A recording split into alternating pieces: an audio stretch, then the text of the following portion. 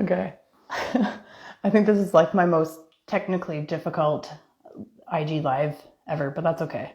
We're gonna get there. I was answering a message from Melissa, and I think it canceled the live, but here we are. So she was just wondering if she was coming on here, where we're going, but we're getting there. There. Let's see her now. It's like I know this will happen. It's like third, fourth time's the try. We're getting there. And we did Yay! it! Technical Yeah. difficulties. Yeah. Time difficulties. I'm so sorry about the Oh, time. that's okay. I should have I should have clued in as well. Yeah, but I just didn't. I don't. I was like thinking about it. I was like, oh, like I work in the NICU. We feed by 3 hours. So it's like 11, 2, 5. Like that's how my brain works, and I still didn't catch on. I know, and I'm But like, I should know this. I work with people from all over the place, but here we are. I'm so glad you to are be here here. with you, Kristen. I am so honored that you said yes. I know you're incredibly busy, but I have been following along your journey, your story, everything that you share, and I just think it's so beautiful the messaging that you provide, because not only is it educational, but you just come from such a place of like passion and love as well, and empowerment. And I just think it's so important these days, especially with everything going on right now. So thank you for all you're doing. Oh, well, I am honored to be sharing this work and GNM, and I'm so passionate about it because I feel like it's something that every human needs to know, because it's how your body functions. And I think that the best empowerment ever comes from knowing how your vessel works and knowing how you are communicating with your body every moment of every day, and that your body is always adapting to your perception of your world, and that when you kind of get this thing in tune, this whole mind body situation, that you can live in confidence and peace and health, and you can trust what goes on. And so I'd love to get more into this, to share with the people who follow you more about Yeah. GNM if they're new to it. Yeah, so let's start there. Let's because I've been following you along and I've been kind of trying to get like, tell people bits and pieces about you, but I thought, oh, it's better to kind of like leave it up for yourself. So if you wouldn't mind like kind of starting your like who you are, how you came into German New Medicine, and then even just like what is German New Medicine? Just Yes, get totally. all Well, into it. I Yeah. am Dr. Melissa Sell. I'm a doctor of chiropractic. I graduated chiropractic school in 2012. And my journey, right out of high school, I started working at a chiropractic office, and I just saw amazing things happen. I saw people get healthy. I saw just people who were fit and ate well. And I learned about circumcision and vaccination and all of the things that we do that separates us from our true nature. And so I learned about how the body functions through that paradigm, and I was like all about it. And so I went to chiropractic school and taught holistic health and lifestyle and nutrition and detox and all of the holistic alternative health things, and I loved it, and I'm super passionate about sharing that truth with people. And then I got out into practice. I started working full-time and as a chiropractor and teaching health principles. And a few years into practice, I kind of went through a personal transformation within myself of understanding more of the stuff behind the scenes, the mental and emotional things that weren't fully addressed by the work that I had been doing. It was very much behavior oriented, like eat these foods, don't eat these foods, clean up your diet, do these exercises, all of the external behavioral things. But I had a lot of internal stuff going on that was damaging my relationships. And so it was kind of like a huge in my face. I had to figure myself out. And I started meditating. I started really looking at my internal processes and my perspectives. And so my world started changing. And I started seeing, oh gosh, I could be teaching everyone how to, like buy the book, buy these foods, do this stuff, do all of this external stuff. Yet I still saw people in loops doing the same things over and over again, getting a little positive result and then kind of backsliding, and these cycles that I started seeing repeating and repeating in myself and other people. And I was like, oh gosh, there's more to this than just doing the external things. So I started, my partner and I, we started teaching about the stuff that we were doing in our own personal lives. And then I came to a point where I discovered GNM. And it was very random. I was listening to a podcast. I was giving a workshop on magnesium supplementation, and Dr. Carolyn Dean, who wrote The Magnesium Miracle, someone was interviewing her on this podcast, and they asked her about cancer, and she just briefly mentioned German New Medicine. And I was like, I've been in the health world for a while now and I've never heard of this. And so I looked it up and I was just, my mind was totally blown by this work. And I was like, how is it even possible that people do not know about this man and his discoveries and this incredible work? And so his work and this man, Dr. Hammer, German medical doctor, in the late 70s, he had a traumatic shock in his life. His 17-year-old son was shot and killed.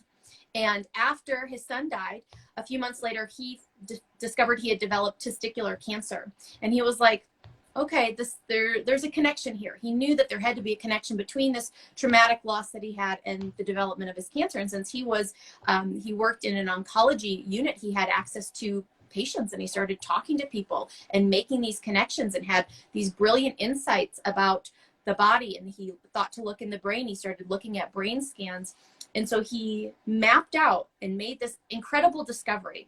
And it's a discovery because these are biological laws that have always existed. And the cool thing about it is you can see so many different angles of truth from, psychosomatic work and Chinese medicine and all these different ancient ways of understanding the body. But Dr. Hammer, he took it to a level that it's never been taken to before. And he mapped out, and if you can see this big chart behind me, these are all of the tissues and organs of our bodies. And he discovered that what we call disease, what we call sickness, think of cancer. Cancer just seems like the worst nightmare, the thing you don't want to have happen. It's just this evil inside of the body that takes over and it's random and no one can make sense out of it. He found that that's not the case at all, that cancer is not random. It's not the result of brokenness or dysfunction, but it is actually an expression of function. It's an expression of adaptation. And so we found that every person, so like himself, he had testicular cancer. So every man that had testicular cancer had a traumatic loss, very specific type of shock.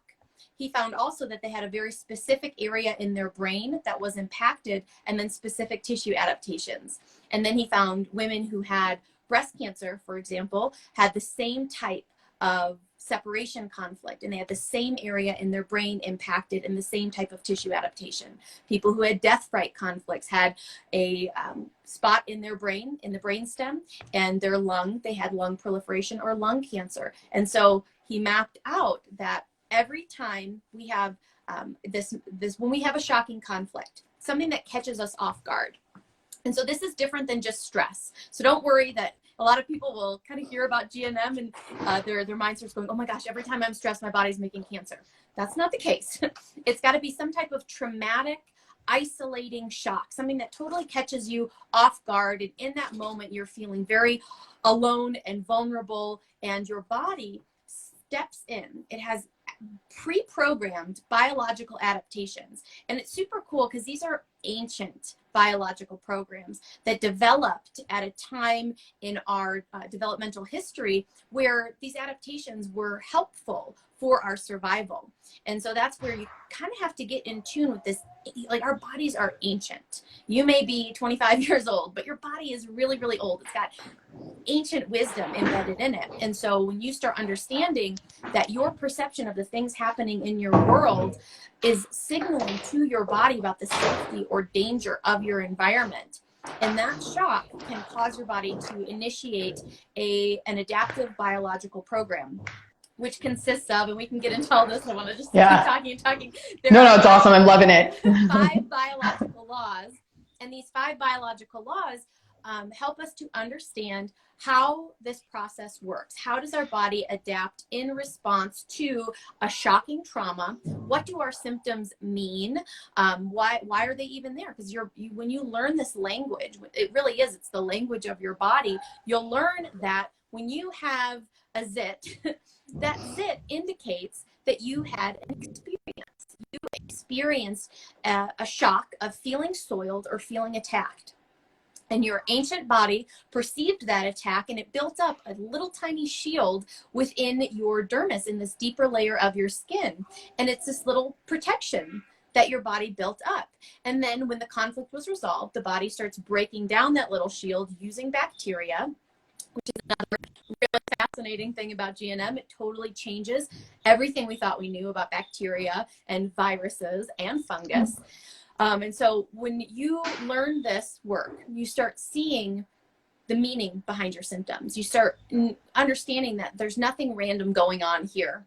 You're not broken. Your body, your symptoms are not an indication that something's wrong with you, but rather there's some type of miscommunication and misunderstanding that's happening between your psyche and your organ. And if you want to change the messages you're sending to your body, you kind of have to reprogram and reorient the way you see yourself, the world, and other people. And so this work really, it's tapping into this deep personal growth and personal evolution that needs to take place in order for you to resolve something like a chronic health issue. That's amazing. I'm like, where do you even dive in next with all of that? Yeah.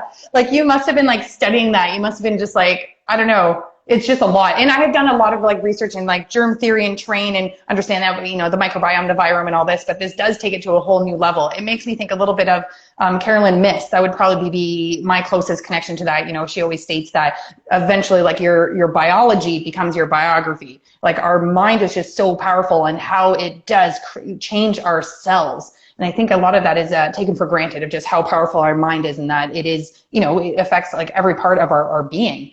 And I think when I went back, so coming from conventional medicine, you know, germs are bad and all that stuff. And then 6 years ago, I got introduced into holistic nutrition and then the whole world of this. And I just finally felt that I was like, these are all the missing pieces that, you know, we're not just physical beings, like we're spiritual, we have mind, we're energetic, like all these things and everything you talked about. And I find it fascinating that we're just so far gone from, like you said, these are all ancient teachings, right? Like you brought up like Ayurvedic, Chinese medicine, like all these things, like our body has known what to do like forever, but we tried to come in and change nature, I feel, with a lot of like conventional medicine. I'm trying to think, like I have so many questions. I'm like, where to even start? But so one of the things that I have heard this before, there's a guy that's kind of local to us, Paul Leendertz, and he does the Wheel Life, and he talks about the purpose of cancer. So he intrigued me because I was like, purpose, like there's a purpose. So I got into that, and everything you said kind of like makes sense to me. But what about when we talk about like carcinogens? Like there's, you know, toxins out there, and they turn on our, you know, the epigenetics.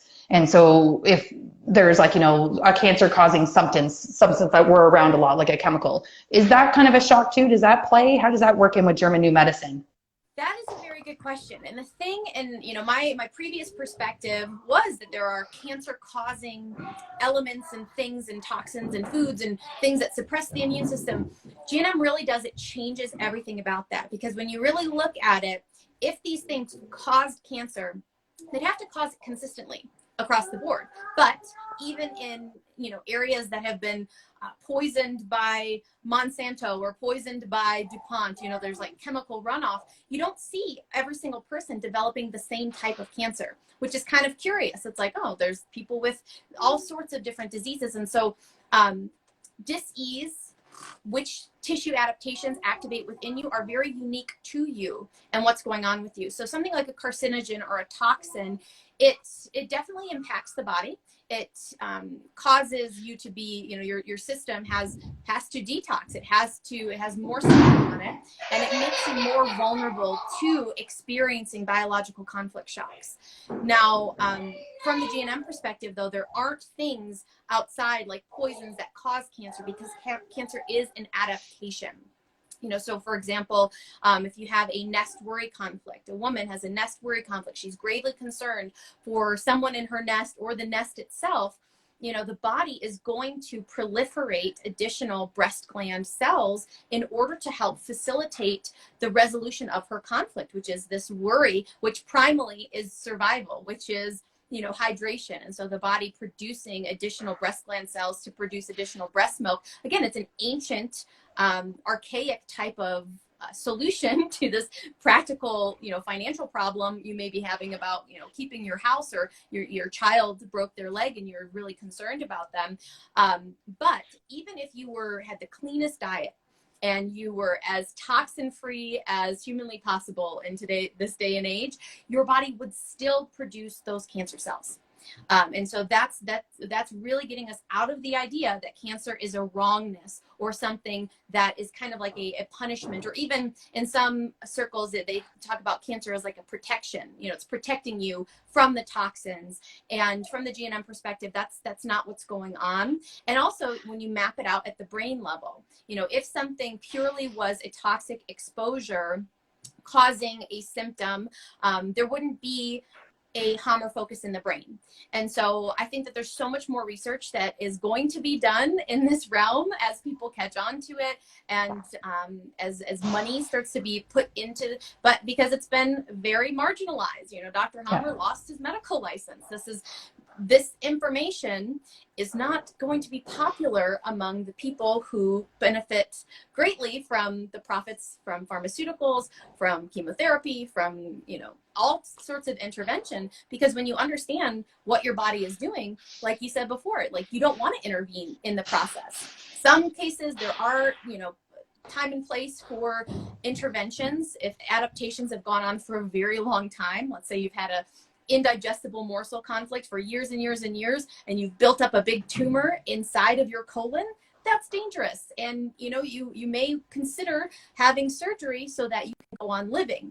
And so that's, you know, that's a situation where surgery is wonderful and helpful as far as an intervention goes. But, you know, as far as the work that I do, I really want people to catch these things early so that you don't get to that point. Catch it early, resolve your conflicts, know what's going on within you, and the signals that are going on in your body.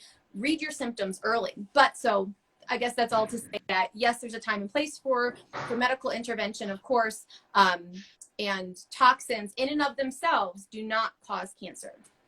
Okay, that's amazing, and I can believe that, because, you know, if you think about the terrain, because then this takes it to a whole other level from, like, you know, germ theory, terrain theory. Now this is a whole other level, but it makes sense. And that's why, you know, if you protect your terrain, that's why a lot of things are not going to affect you the same as other people. And you hear people that are like, oh, this person was so healthy, this person did all this and whatever, but somehow still ended up getting cancer. And you hear those stories. So it does kind of like, it does make sense. One of the questions I think mentioned there that I'm curious about, and I think you kind of explained it, but just to go a little bit deeper. So when people have like metastasized cancer, like when it has like spread throughout the body, is that like an adaptogen that has happened that has never been healed or never been found and then like spread throughout the body? So what causes like the you know, metastasizing cancer that we do see?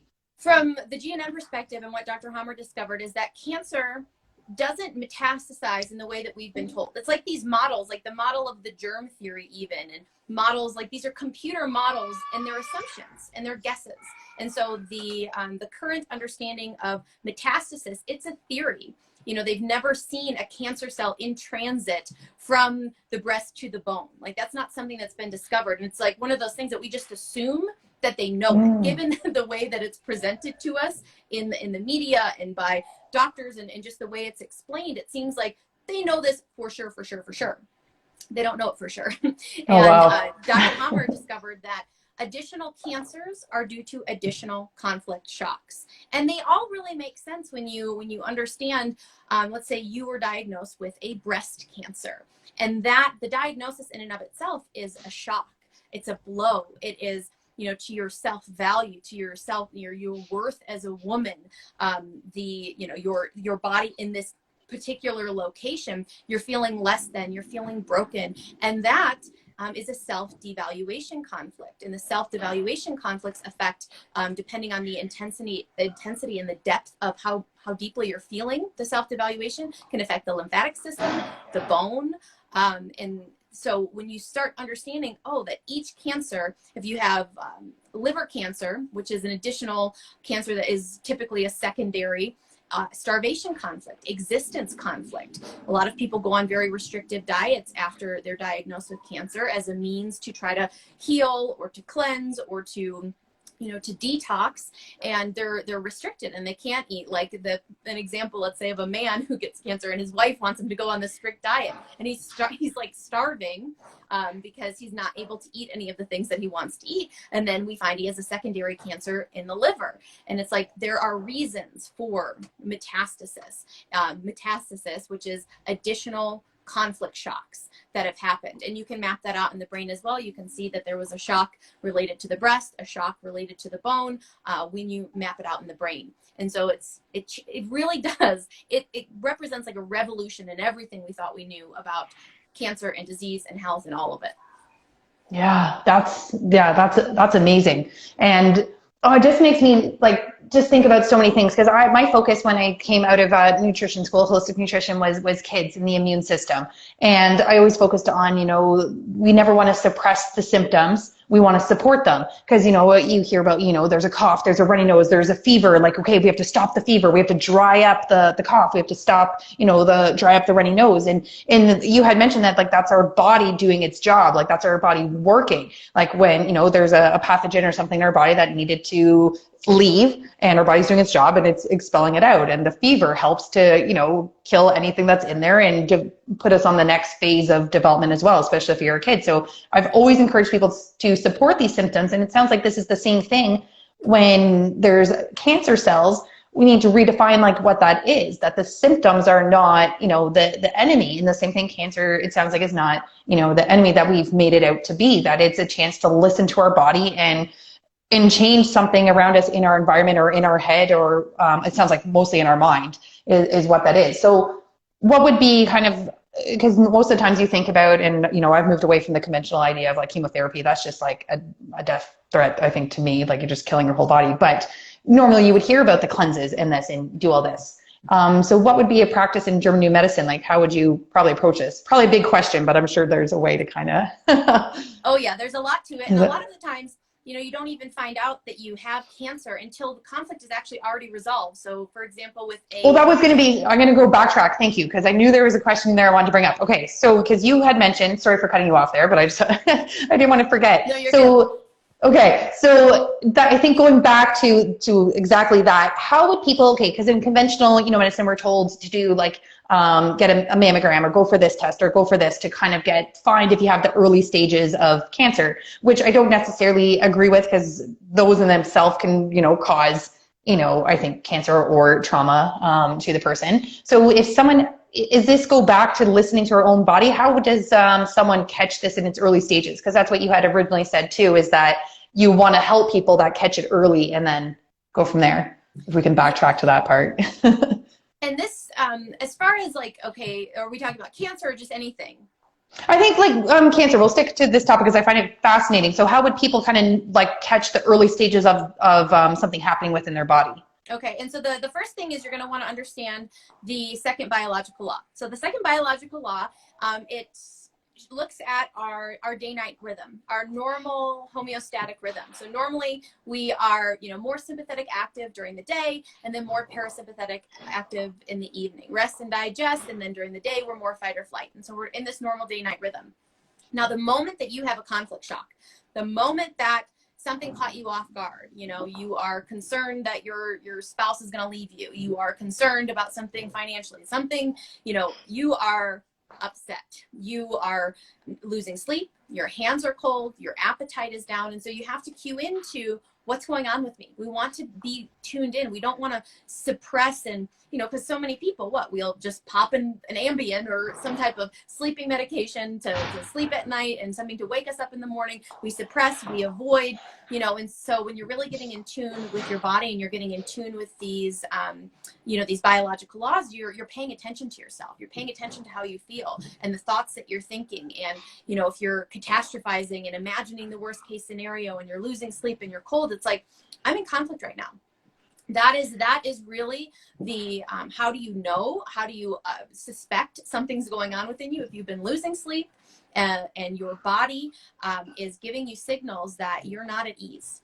Things are not all well in your system. And so you'll start having different types of symptoms if you've been in conflict for an extended period of time. So you really want to tune in with yourself, with your psychology, with your biology, and know that I'm upset right now. I'm conflicted. And so that's people in the GNM community. It's like, oh gosh, I couldn't sleep last night, or I woke up in the middle of the night and I was thinking about this thing. That's your body letting you know there's something you need to resolve. And so really, before any advanced tissue adaptations take place, typically you don't know that you're in conflict based off of symptoms, because most of the symptoms show up once the conflict has been resolved. And so a lot of times, like, you're not going to be able to see anything or feel anything, because your body, when you're in this state of heightened sympathetic activity, it just wants you to resolve the conflict. You know, it's not concerned about any tissue adaptations. It wants you to fix this problem. It wants you to return to safety, return to okayness as quickly as possible. And then once that happens, once you resolve the conflict, you find out that the thing you thought was a problem wasn't a problem, or, you know, you leave the relationship and, you know, there's a sense of relief there, even if there's still grief or sadness. There's something changes within you, and you go from conflict active, I'm not okay, I'm not safe, something's wrong, to everything's okay. And then it's once the everything is okay moment comes, then your body shifts gears and it goes from sympathetic activity into parasympathetic. And it's in that parasympathetic phase, which is when symptoms come on. And so whatever happened during the conflict activity, it's either going to be tissue increase, tissue proliferation, or tissue decrease, tissue loss, erosion, or functional loss happens during conflict activity. And then the body has to reverse that. So if there was tissue built up during the conflict active phase, whether it was additional breast gland cells or colon cells or lung cells, now the body needs to break that down. And so the body uses bacteria to break down and decompose the tissue cells that are no longer needed. So a perfect example of this is like tuberculosis. When someone has tuberculosis infection, they suffered a death-fright conflict. They were afraid they were going to die, or their loved one was going to, there was something very scary going on regarding their very survival. And their body was like, hey, we need more lung alveoli tissue so that we can absorb more oxygen so that we can get out of this dangerous situation. And so there was proliferation of these extra cells. And then the relief came, the resolution came, and then the body started breaking down that extra tissue using bacteria. And now you're coughing up blood and sputum. And you're like, oh my God, there's something wrong with me. But there's nothing wrong with you. There's something right with you. Your body is now going through this tissue repair phase. Same thing, you know, with the colon. If you're, you know, have bloody and mucus in the stool, it's like, oh my gosh, there's something wrong with me. And then that's typically when we go in and we get a diagnosis, and we get a diagnosis shock. And so that's where understanding that the symptoms come on typically after you've resolved something. And so if you were in a conflict for a really long time, the intensity and the duration of the conflict indicates how intense and how long the healing, the restoration phase is going to last. And so there are times that the healing can be very, very intense. And, you know, the symptoms that you experience while going through it, in some cases can even be, you know, life-threatening, depending on the type of conflict, the intensity, how long it lasted. And so that's why, you know, understanding it and then balancing it with, you know, proper medical intervention if that's necessary. But as far as like, how do you prevent it? It's by really understanding yourself and staying tuned in to your emotions and how you're feeling and how you're perceiving your environment and how safe and okay you are feeling and how well you're sleeping. Those are some of the ways that you can know, am I in conflict, or is all well in my world?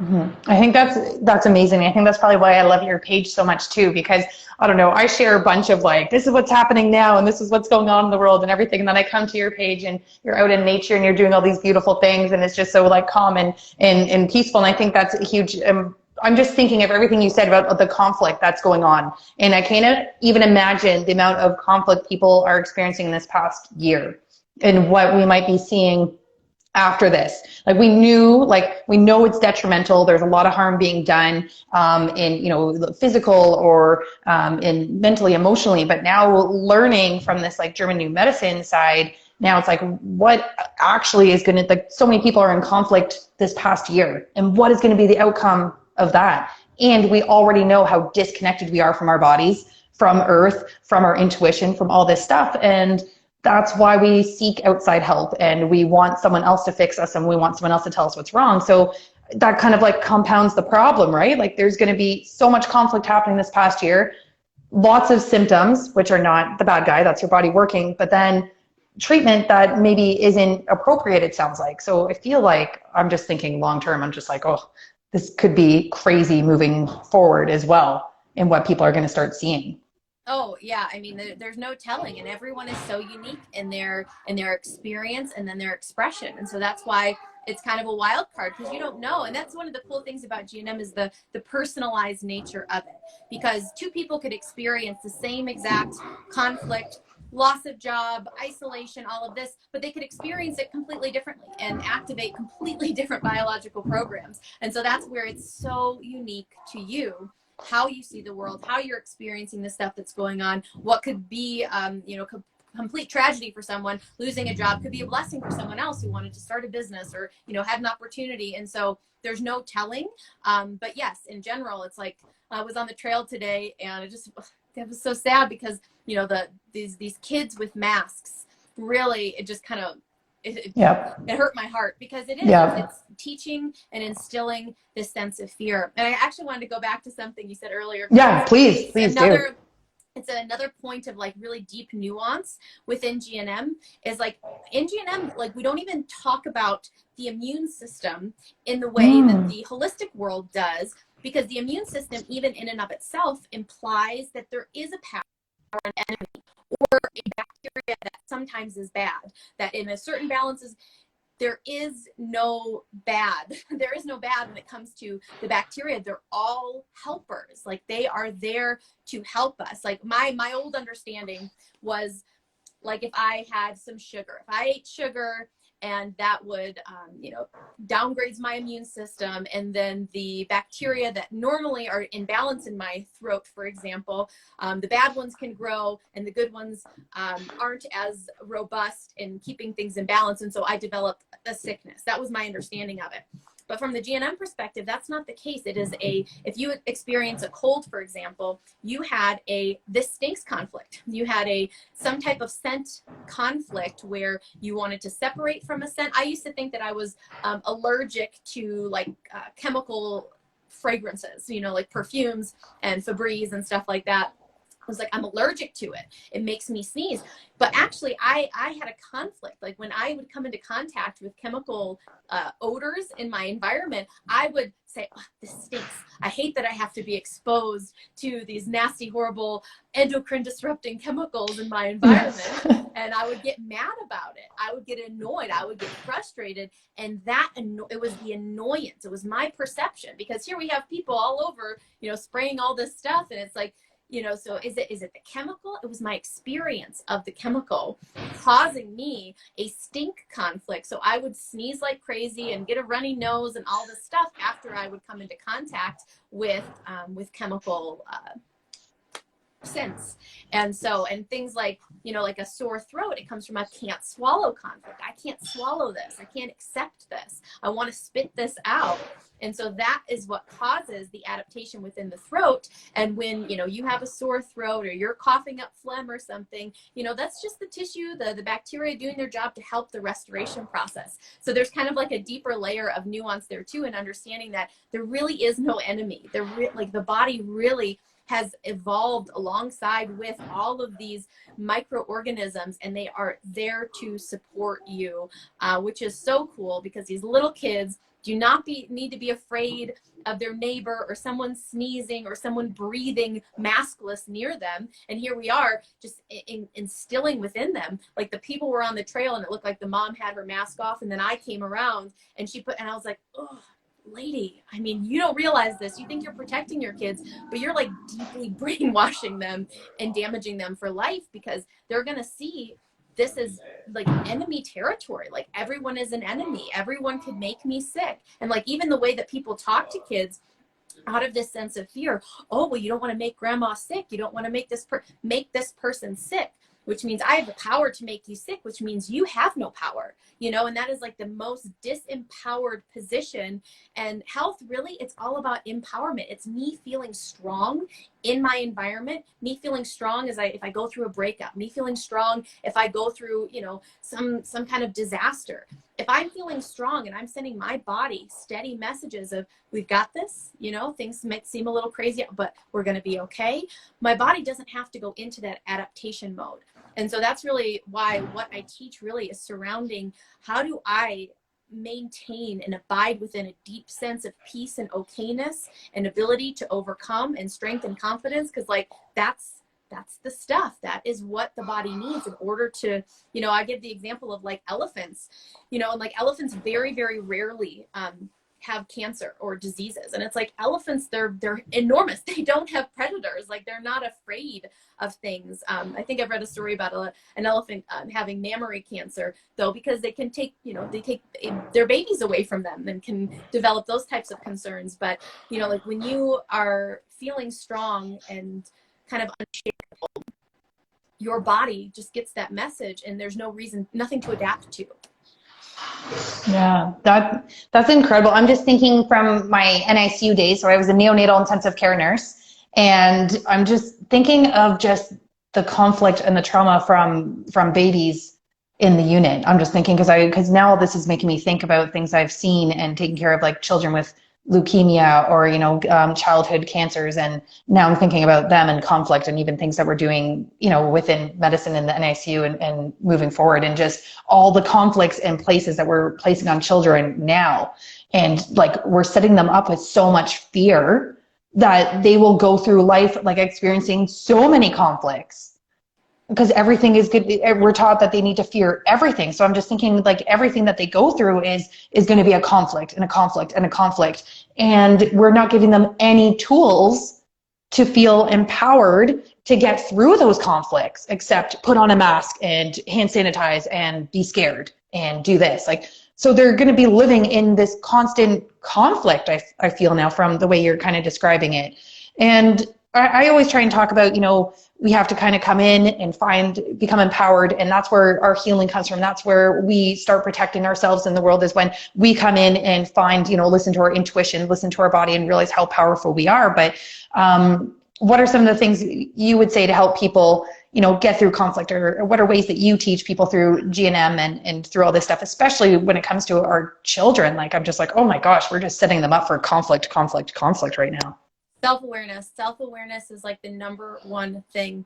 You have to understand how your mind works and how you're perceiving your reality, and realize that, you know, like the way that you're perceiving reality right now isn't the only way you could be perceiving it. You know, that there are meanings that you're assigning to the things that are happening to you, and the story that you tell determines your experience of that external stuff. And so when you can start taking ownership for the meanings that you're assigning and how you're creating your own reality, and start seeing, am I telling myself disempowering stories? Am I telling myself I'm never going to get better? You know, this is a disease, this is a genetic thing, this is something I've got no control over. And so here's the thing, is even if there's something that you don't feel like you have any control over it, you believing that you don't have control over it isn't serving you. You know what I mean? So like, if there is some type of control, you believing in that limit doesn't serve you. And someone earlier asked a question like, so is ignorance bliss? Kind of in a way, it sort of is. You know, there are many senses in which, you know, not knowing, because I deal with a lot of people who have been in the holistic world and have done all of the things, every one of the things, every one of the diets, everyone, and often because we know about all of this stuff, I know that I caused myself way more problems when I learned about, you know, like bad oils and all of this stuff. I started worrying about every bite of food I was eating. Oh, is this going to cause inflammation? Oh, I must have caused inflammation because I ate this thing. It's like punishment. I shouldn't have done that. And I broke my own rules. And so the great example, I feel like, of the person who's just like kind of blissfully ignorant is kind of like the country man who, like, he smokes and he drinks and he doesn't go to the doctor and he doesn't care, but he's like kind of blissfully ignorant of all of the things that concern other people. He's kind of in tune with nature, out caring for his horses and, you know, smoking his cigarettes, and he lives a long, healthy life and doesn't have any diseases typically. You know, it's kind of an archetype, but yes, if you can find ways to notice what's going on within you, pay attention to how you're perceiving your world. Where are you feeling disempowered? Because even, you know, looking at the world and all of the crazy stuff that's happening, you can get too involved in it to a point where you're feeling concerned for your children, and you're making images in your mind of, like, you know, the police coming in and force vaccinating your children. Like, that's scary. Don't make those images in your head anymore, because that, you know, that Well, you're like, but it could happen. It's like, well, let's get strong then. Let's get resilient. Let's figure out how are we, focus on solutions instead of problems. Is a big part of it, is like focus on the problem only long enough to formulate a solution, and then get your mind on that solution exclusively. And when you find yourself worried and fearful and worst case scenarioing in your head, cut it off. You have to notice what you're doing inside of your mind and ask yourself, what message is this sending to my ancient nervous system? And if it's, I can't accept this, I can't digest this, if it's, I'm powerless, like digestive issues, thyroid issues, if it's, I'm not strong enough, I'm not up to this, self-devaluation. And so knowing that all of these different intense feelings that you can be having are communications to your body, it just makes you more mindful of what am I communicating? What do I want to communicate to my body today? What is my intention? Strength, confidence, I've got this, adaptability, I can overcome whatever happens, no matter what, I can transmute it. What they meant for evil, I meant for good, I can change, you know what I mean? It's like, what are the words of truth that make you feel rock solid? You got to speak that over yourself morning, noon, and night, every moment of the day. That's kind of the game for me as far as how do you stay conflict free. You've got to root yourself to deep, deep truth, unshakable, and you have to kind of cultivate those feelings from the inside out. Yeah. And I feel like that was like a direct message, like right to me. like, just like taking it all in. And especially coming from like the nutrition side of it, like you said, like it's like, okay, like I remember there was a point I was like obsessed with like what I was going to feed my kids or what I was not going to feed my kids. And I know there's like, the orthorexia, right? Like you can get too obsessive on the food, which creates conflict and stress when you worry about it too much. And I remember the best thing was when I finally started to loosen up.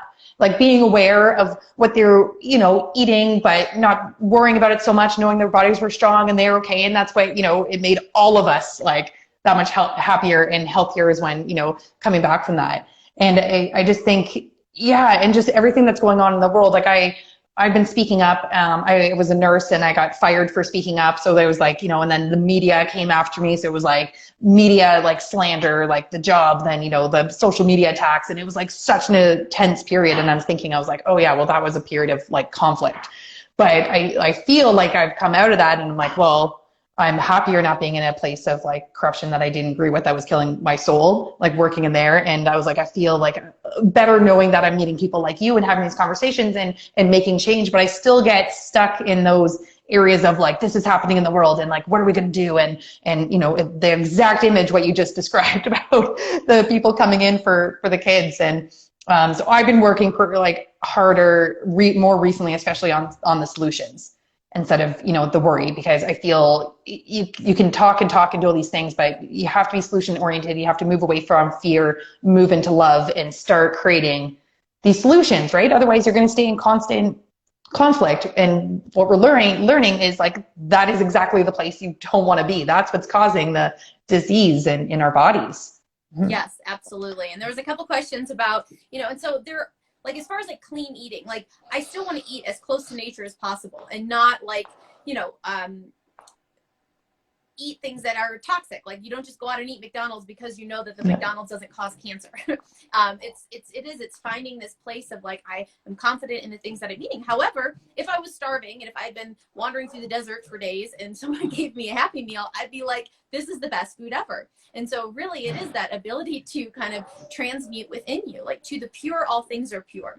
Because I know it's a big, and someone was mentioning stuff about, like toxins are toxins and they're bad. And it's like, yes, to an extent, but if I give my power away to the toxin, if I give my power away to the food, if I say that thing has objective power over me, like that subjugates me to its powers. And so even if there is an extent to which there are, immutable powers that this chemical has, me believing in that is not serving me. And so that's where I really kind of take it to that. There is no outside cause, because as soon as I give my power to the outside cause and say that it has objective, verifiable poisoning ability, it does for me.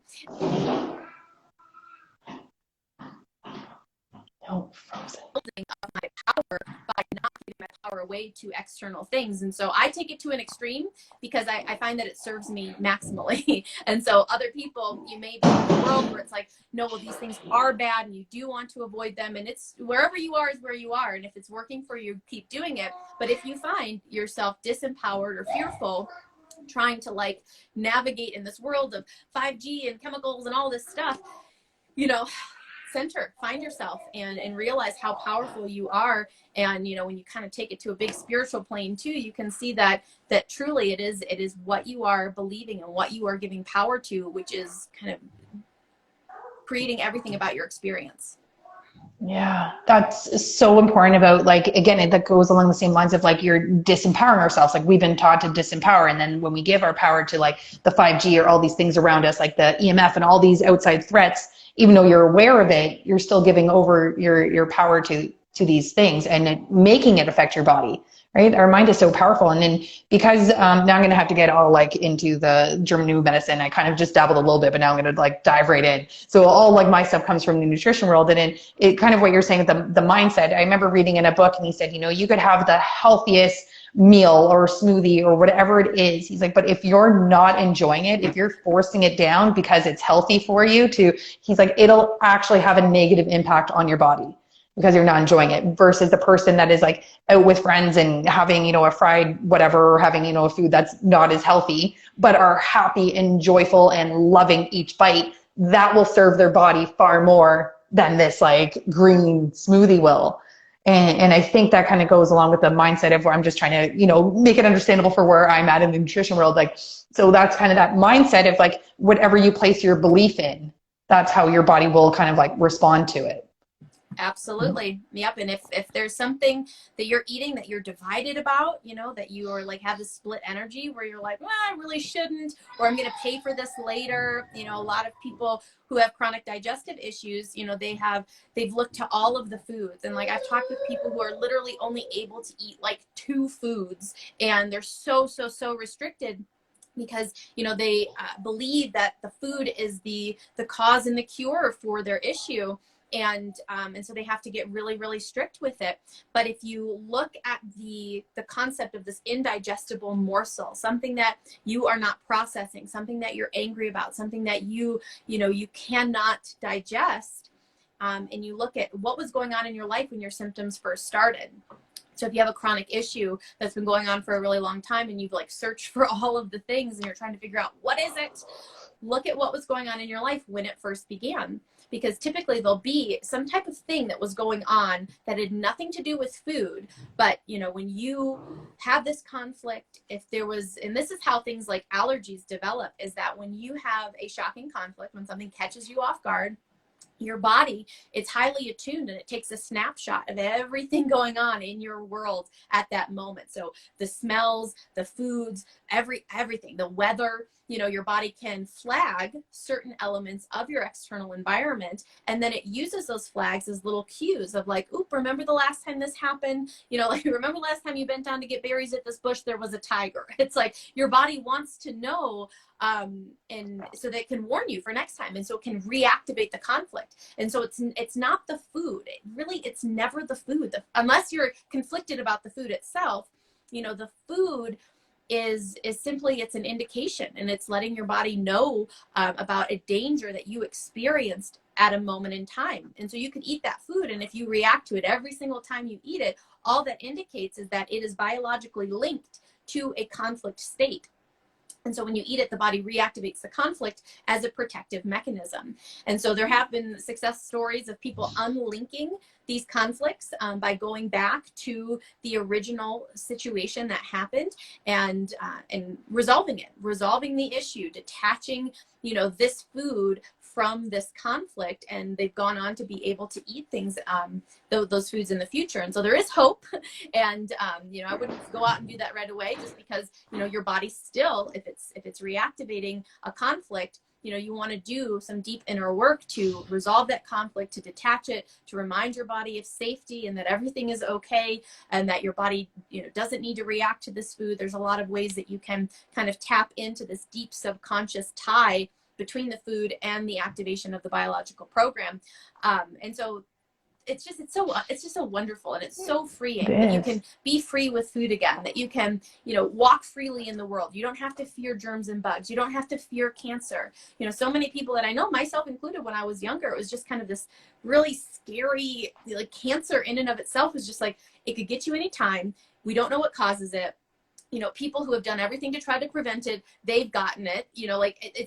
It's mysterious. And when you understand there's no mystery here, it makes perfect logical. We live in a logical universe. We live in a universe that has laws of cause and effect. And when you start to understand that the cause is always within you, and that the tissue adaptation that you're seeing is always an effect, you're not scared of the effect. You might be a little like, oh gosh, because when you're going through a healing phase, it is intense. Like I said, you do have to. And I almost feel like a lot of the healing phases, it's like giving birth sometimes. It's a huge, or like a psychedelic trip. It's a come to Jesus moment. You have to come to terms with your fears, with your doubts, with your worries, and it makes you a stronger person for going through it. And so that's why I really do feel like conflict resolution is personal evolution, because you have to see things about yourself. You have to evolve as a human. You have to forgive and release things that you never thought you could forgive or release, to move through conflicts in many cases. And so I feel like GNM and this work, it really does, it gives you such deep insight into your psyche, into what's going on behind your scenes, and you have to kind of see it face to face, which is daunting to many people. A lot of people will come across GNM and kind of shy away from it, or say, no, it couldn't be that. It couldn't be emotional, because they don't know. They fear to look at their emotions. They fear to look at, their traumas and the things that have happened to it. And it's easier to brush it under the rug. And so, this is, it's intense work. It's self work, and it's all about you and you.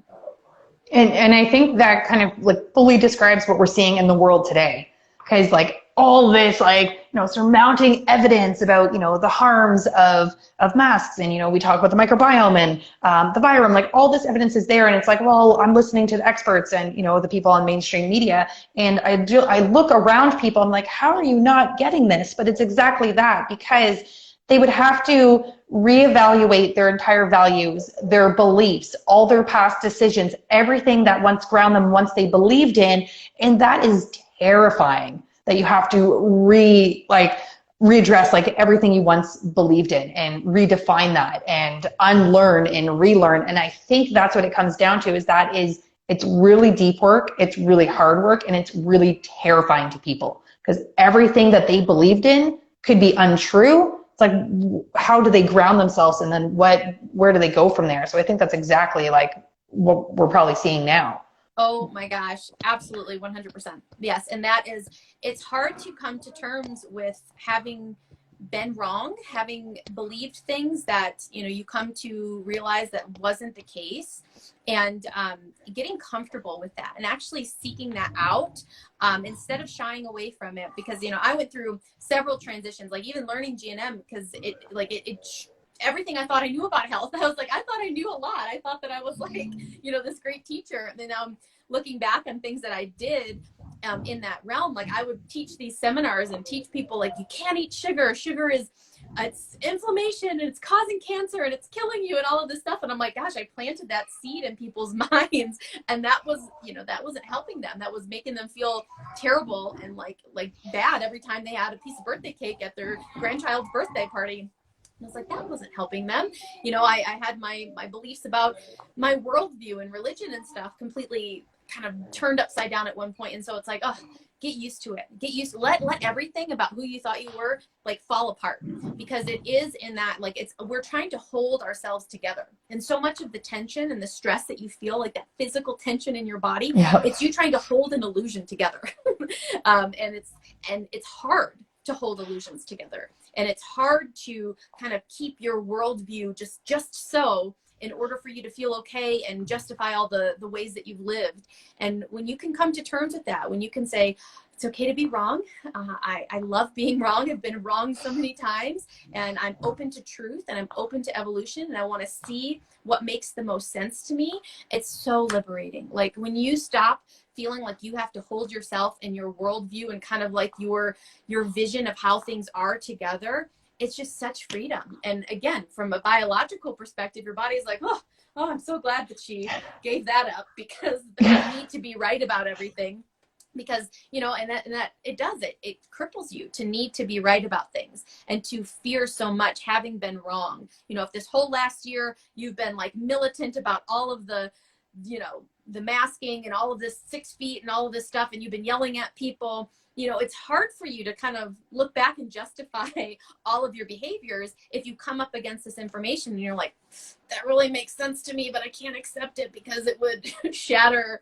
And I can't psychologically handle all of my behaviors based on that old worldview. It's like, let it die. Someone said ego death. Yes, let it die. Let that identity shatter. Let it fall apart. And that's the thing, is we fear that when we let our ego die, when we let that identity die, that we die too.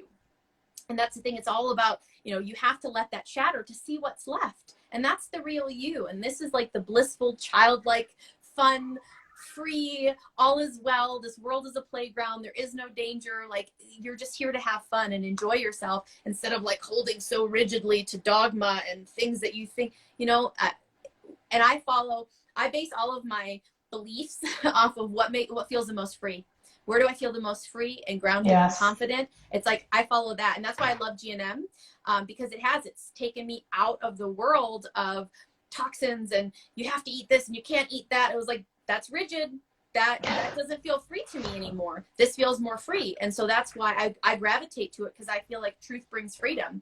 And so that's how I kind of follow things out. And if something feels more free to me, and if it makes more sense to me, I will go there. You know what I mean? And I will not fear having taught this work, because, you know, it's fine. It's fine to evolve. It's fine to believe one thing passionately and teach it for a while, and then believe something else and, you know, move on. That's kind of part of this experience for me.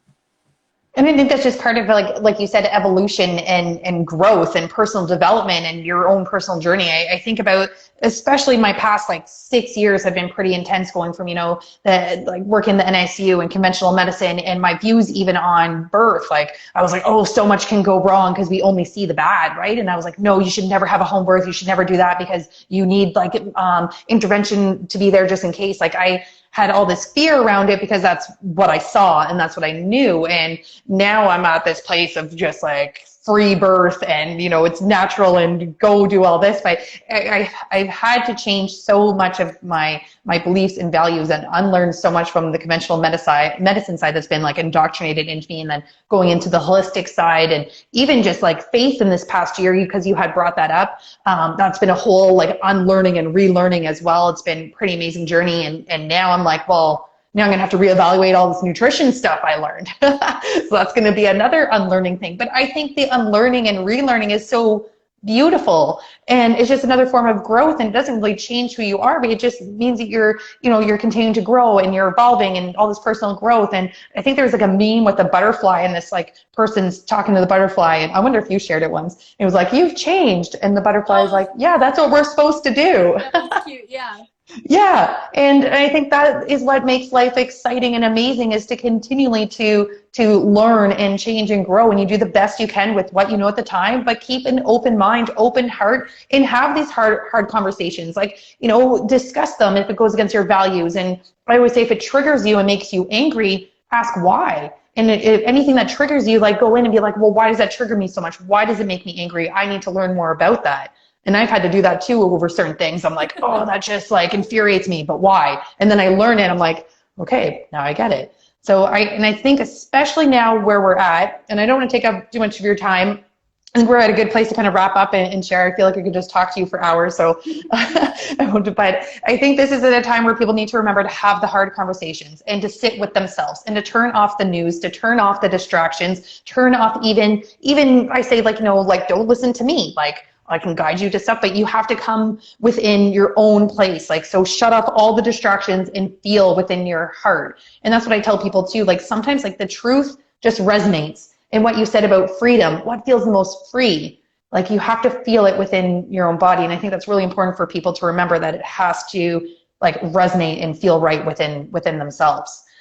So, Yes. Oh, I love that yeah. so much. Yeah. Find that deep resonance. It's like, what is truth? Like, what is truth to you? How do you know? Is it based on external people that you have deemed are, these are the people that I get truth from? What is truth to you? What feels right? And I think that disconnect is why there's such chaos in the world, is because people don't have a pillar of truth within them. They look to external gods and leaders to tell them what truth is.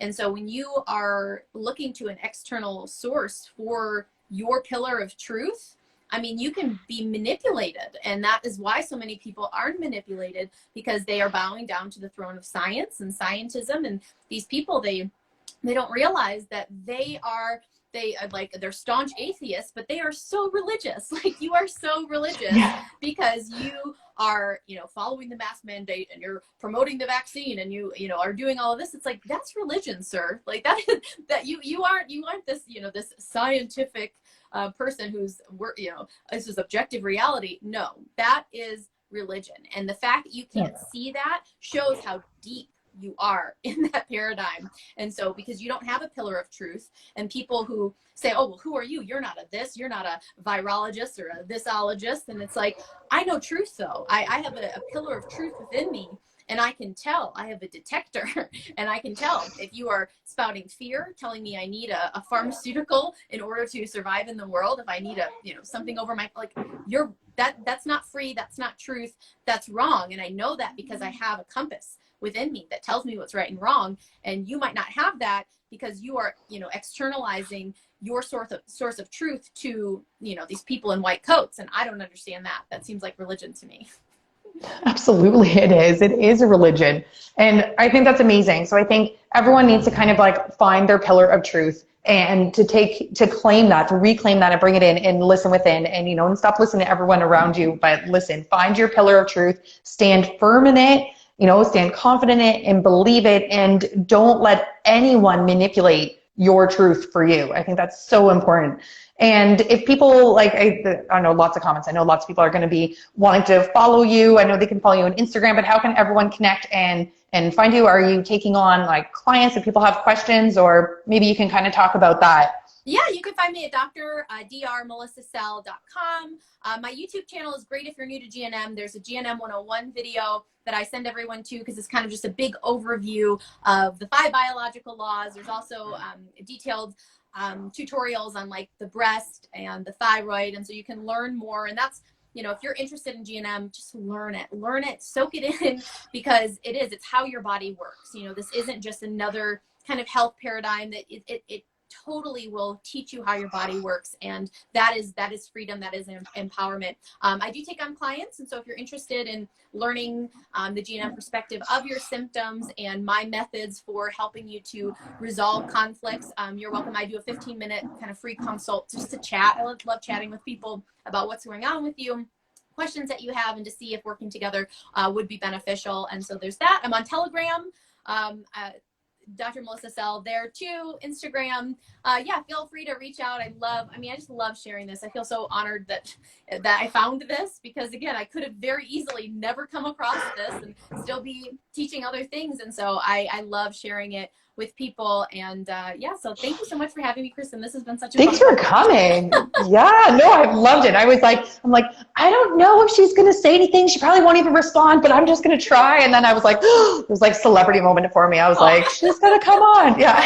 This is fun. So, super fun. Yeah. Well, thank you so much for everything that you're doing. And now you've kind of like got me to like do some unlearning and kind of like shift in a whole other world too. So I really appreciate that. I always like, unlearning stuff and relearning something new. So thank you. Good for you. That's awesome. Yeah. I love that. There's so many people that I come across that, they're open to it, and it represents a lot of times a shattering of like a lot of that they've done, or a reorganization. And so it's like that openness is everything. So bravo to you for just being open to new and different ways. And that's awesome.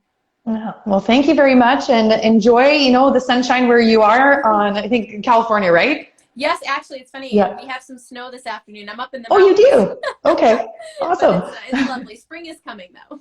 Yes, it is. We felt it in the air, too. Well, thank you so much, and hopefully, I don't know, maybe we'll do this again sometime. I really appreciate it. Thank you. Bye, guys. Thanks All right. for being here. Bye.